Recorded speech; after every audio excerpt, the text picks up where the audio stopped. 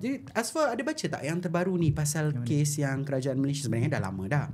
Cuma saya pun tak tahu, baru keluar hari ni, beberapa hari ni statement yang kerajaan dah decriminalise ataupun menghilangkan undang-undang yang bunuh diri. Siapa yang cuba bunuh diri. Dah lama dah kan sebenarnya. Saya rasa awal tahun ni. 2023 23 masuk parlimen.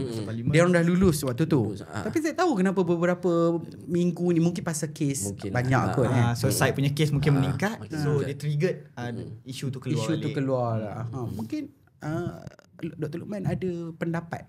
Adakah kalau kita adalah saya baca bila kerajaan decriminalise tu untuk audience semua, maksud dia menghilangkan undang-undang tu lah, menghapuskan undang-undang yang sedia ada, di mana saya tak ingat nombor akta dia. Dr. Luqman ingat nombor akta? Section 309.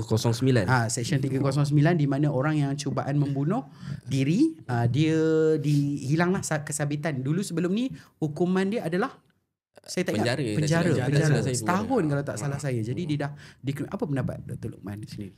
Okeylah, secara jujurnya lah, saya rasa decriminalise pada pendapat saya adalah satu langkah yang bagus lah.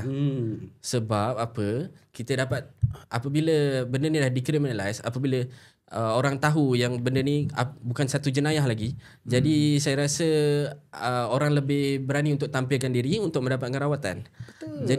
Jadi walaupun kita tahu ada maybe sejak benda tu dah berlaku, mungkin statistik orang yang bunuh diri akan lebih meningkat lah, tapi yang kita tak sedar sebenarnya lebih ramai juga orang yang bunuh diri ni tidak berjaya. Jadi apabila dia tidak berjaya, dia akan lebih cenderung untuk mendapatkan rawatan. So inilah yang inilah kepentingan decriminalisation tu. Betul. Jadi kiranya orang tu dia cuba nak bunuh diri. Dia tak berjaya. Okey. Tetapi bila dia tak berjaya tu, kita dapatkan dia, daripada kita masuk ke penjara, kita dapatkan dia bantuan. Itu yang terbaik kan. Daripada kita menghukum tak tentu arah tu, baik kita tawarkan bantuan. Betul. Supaya dia ada harapan lagi untuk hidup. Betul.